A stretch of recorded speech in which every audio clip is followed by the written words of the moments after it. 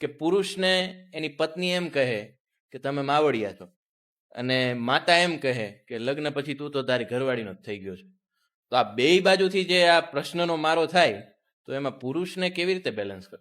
આમાં પુરુષની કસોટી છે. એણે કોઈ એકની ફેવર કરવાની હોતી નથી.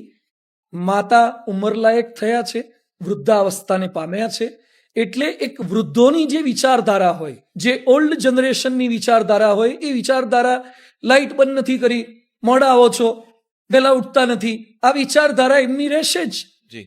નવી પેઢીની જુદી વિચારધારા રહેશે.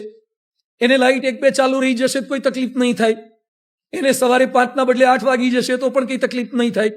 તો આ બંનેની વચ્ચે જે કોમ્પ્રોમાઇઝ કરવાનું છે એ કુશળતા, પુરુષે કુશળતા દાખવવાની છે. આજે મંગળ પર પાણી છે કે નહીં એમાં સંશોધન કરતા થઈ ગયા, પણ પત્નીની કે માની આંખમાં પાણી આવે છે કે નહીં એ જોવાનો ટાઈમ નથી.